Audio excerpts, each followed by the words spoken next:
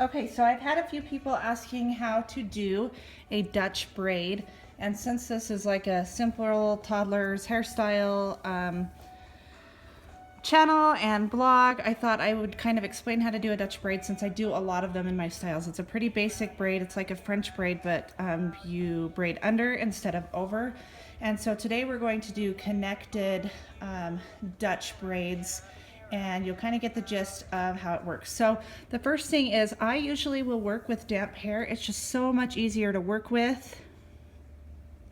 And you don't get the flyaways. It's easier to keep a handle on it. You don't want it sopping wet like straight out of the bath, but let it dry for a few minutes and then go from there. So I'm gonna part her hair first down the middle because we're doing the two connected Dutch braids, but it'll give you an idea of how to do a Dutch braid and we'll go from there. All right, so I've kind of got it parted here. Sorry about the iPad noise. It's the only way that I can get a 2-year-old to sit for 10 to 15 minutes while I do her hair. A lot of people are like, how do you get her to sit? But she likes to watch the iPad, so if I let her watch it or play a game, then she'll sit still for a few minutes because the other 95% of the time she's up and running around. So a few things about damp hair. If they're not straight out of the bath, you can invest in a spray bottle. I just got this one at Sally's. You can get them at Walmart so that you can wet the hair down. And then another product that I really like is this Garnier Fructis spray gel. Any type of spray gel will work, but I like it because it holds differently than hairspray does, and you are not getting the hair sticky. So we're gonna spray a little bit of spray gel here to start our braid. And my angle's kind of weird since I have the camera behind, so I'm gonna step up a little bit here. So I've got a section of hair here, and we're gonna start with actually a smaller section up front since I'm doing the connected braids. So you are going to separate this into 3, and you wanna try to keep the hair as clean without other little hairs kind of creeping in. So we're gonna take this hair on the right and go up underneath. That's our first stitch. And then on the other side, we're gonna do the same thing. We're gonna go underneath. And make sure to take your time.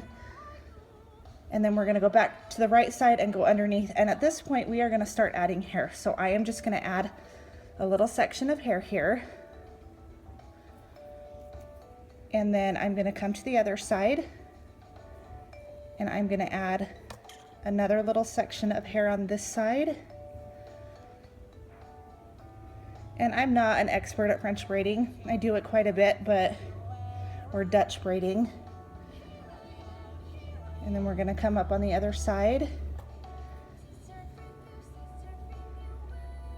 And her hair is kind of dry on this side, so I might spray it down a little bit more. And then we're gonna come on the other side again.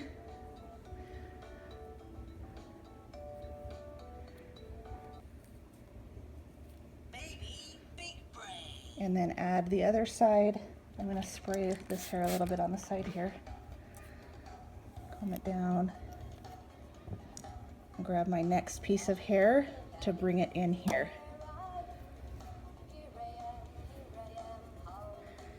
And then back to the other side. And I'm going to take a tiny section of hair and add it in.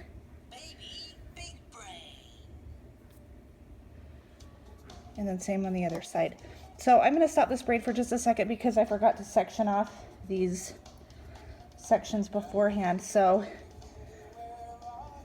But that kind of gives you an idea of how a French braid works.